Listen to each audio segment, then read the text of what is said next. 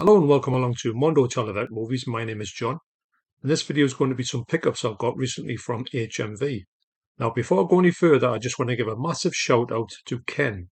Ken came up to me the other day in HMV and introduced himself to us, and we had a great chat. And I was really interested to hear what Ken said about my channel. He just said, I've been watching your channel, and you showed us the other channels that he watches. We had a great chat. What we're going to do is we're going to meet up in the future. And also, I want to give an extra special shout out to Helen, Ken's wife. Now, Helen's been having a bit of bad health recently, and I just want to wish her all the best, and hopefully she will make a healthy and happy recovery, and she will be out with Ken very, very soon because I know Ken's looking after her well. So I just wanted to say, a big thanks for Ken to come up and say to me, that he watches the channel. It's great to actually speak to people and hear their thoughts on the channel and what they make of it. And he was showing me that he just picked up the Nightmare on Elm Street box set. And that reminds me, I've only been 2 movies into my set. I'll have to get back into that one.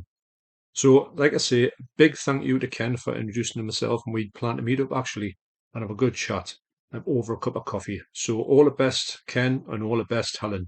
Cheers. Also, when I was in HMV, I picked up a few things.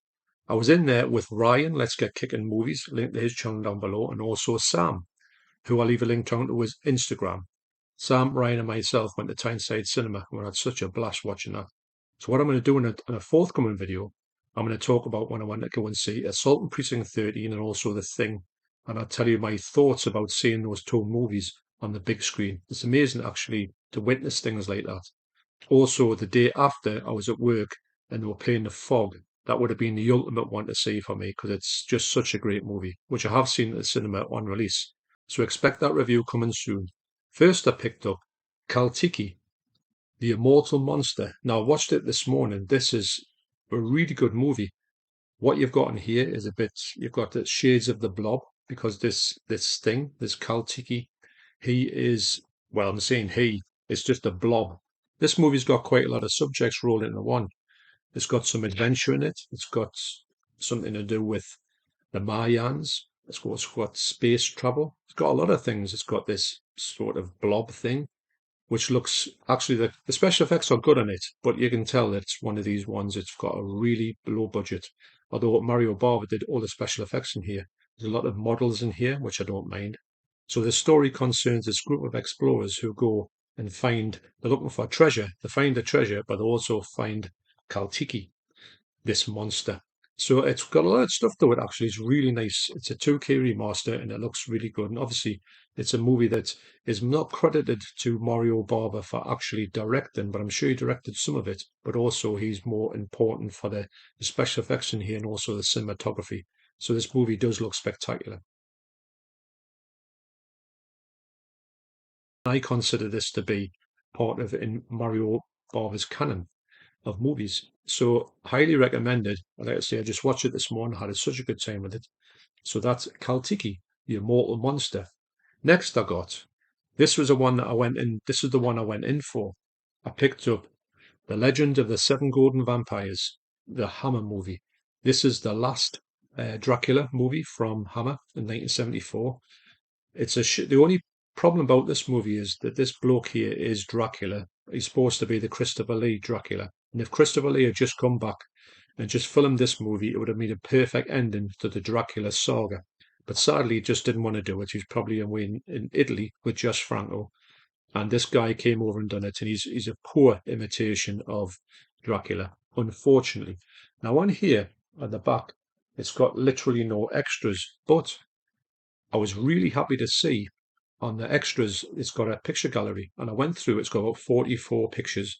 And sometimes you get a bit bored halfway through and you turn off. I'm really glad I hung on to the end because on it, I took some screenshots on my phone of this picture gallery that includes this comic that I used to have, which was probably one of my favorite comics of all time. And I think I've got it somewhere, although God knows where it is. It's the Hammer House of Horror comic. And in it, it's got the full rundown of the Seven Golden Vampires. It's got the story in there. Now, what they did on there was I saw obviously that comic long before I saw this movie. And in the comic, they can put the special effects that they try to create in here, which they didn't. Like arrows going through people's necks and people getting sort of that bit of the body chopped with a big axe. It looks amazing. And obviously, when you see the movie, you think, "Wow, it hasn't got them things." And when I looked at that comic when I was a kid, I honestly thought that's what you saw on the screen, but you don't. But I'm not taking anything away from this movie. I think it's absolutely brilliant.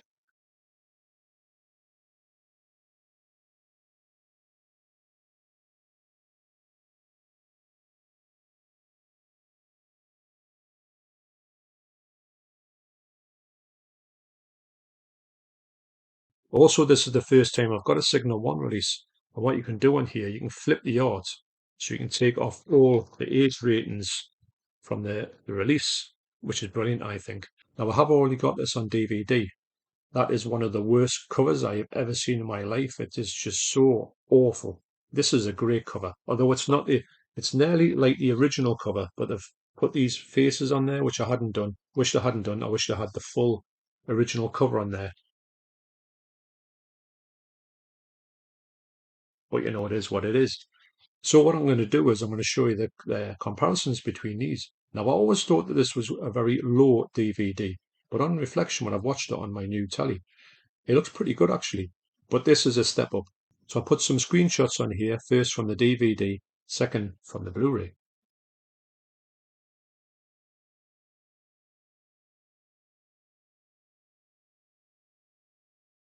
So in my opinion, the DVD looked pretty good. It's not a bad release, although the cover is awful. But it's got a lot of white flecks on the prints. Now this one here, I think this is a massive upgrade. Now when you look at the screenshots on there, when I took them on my phone, this one actually looks a little bit more ready than it was when I was looking in real life. My phone sometimes puts a little bit of an extra boost on the colours. Now don't think that it looks overblown or anything, because it doesn't to me. Now what I'm going to try and do on my phone, I'm going to try and take off the HDR on my phone, which I think is there.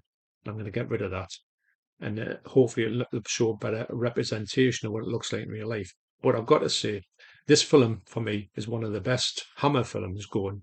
It's the last of the Draculas. Now I've got them all on Blu-ray. Couldn't wait for this one to come out. It's only £12.99. I think from the States you would pay £25 for it. And I was tempted to get it, but I'm so glad that I got the UK version. One of the best things for me is that all the music on here is pure Hammer music. It looks so strange with it being like Chinese martial arts movie. I think obviously with Enter the Dragon coming out, they were cashing in kind of on that boom of martial arts, and they've kind of got this martial arts vampire epic, which I think is a brilliant film. It's so good. If you like martial arts, you should love this movie. It kind of crosses over from Dracula. I think I say that the Dracula stuff is really poor. But of course, you've got Peter Cushing coming as Van Helsing. So you've got that to look forward to. The supporting cast is great as well. And it is a great Hammer movie for me. And I'm just so happy to have it now on Blu ray. So that's The Legend of the Seven Golden Vampires. And lastly, on 4K, I picked up Delicatessen. I love this movie. Came out in 1991, and I have got it on Blu-ray. I will be putting these two together, and I'll show you exactly what I think of them. Now, this original Blu-ray that came out from Studio Canal, that's also from Studio Canal. The disc I take out and I put in a plastic sleeve and I put in there, because I feel like when you put the discs in here, the disc rubs on this like background. I don't really care for that.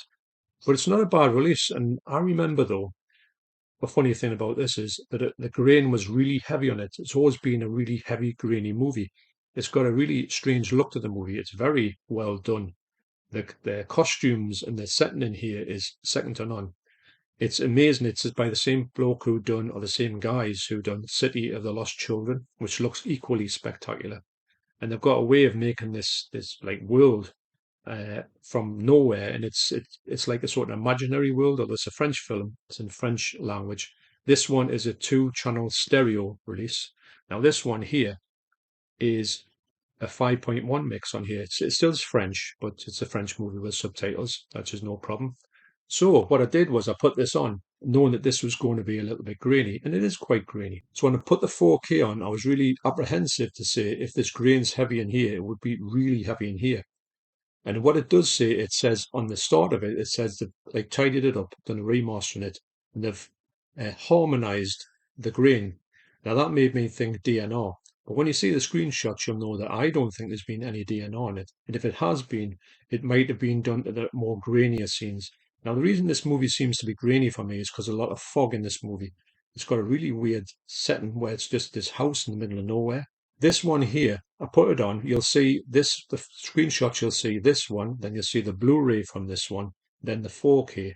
Now, I checked them out, and the Blu-ray on here is definitely is a new Blu-ray. It's a different one to this one. It's got different stuff on, although the extras are all the same, but it's got a different bit rate and everything on it. So I do know this is definitely the remastered Blu-ray on here, if you're wondering. And I put the 4K on, obviously, so you see that Blu-ray, the new Blu-ray, and the 4K.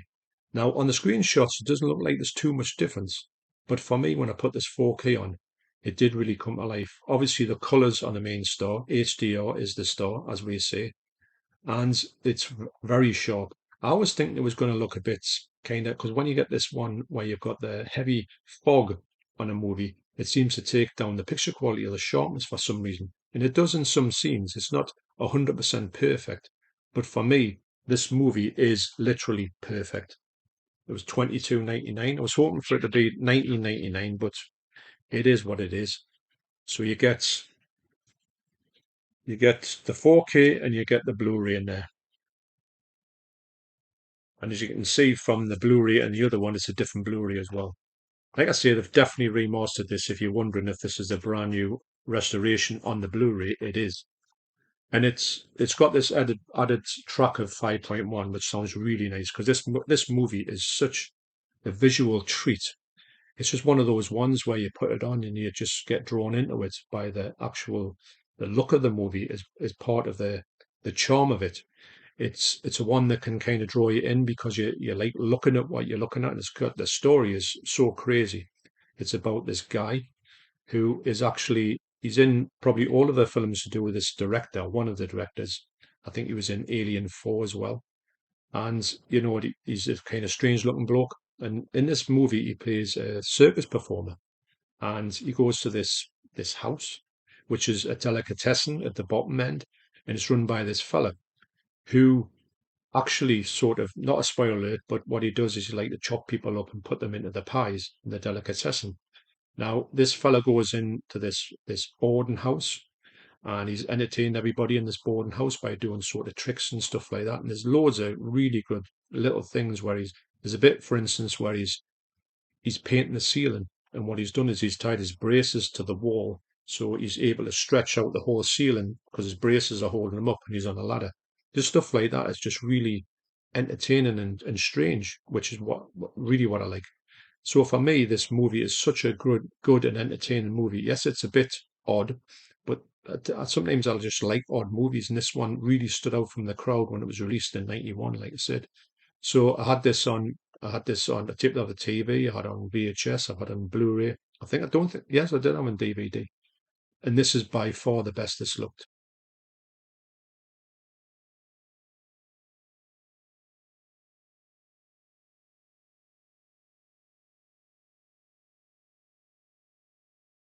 That's my thoughts on Delicatessen and also The Legend of the Seven Golden Vampires.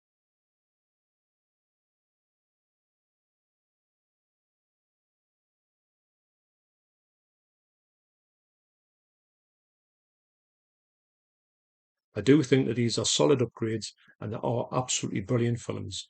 Also, a big shout out to Ken and Helen. Hope you get well really soon. And also keep an eye out for that video with Sam and Ryan when we went to go and see Assault and Precinct 13 and also The Thing. So, thanks for watching. You take care, especially you, Ken, Helen, Sam, and Ryan. And I'll see you on the next video. Cheers.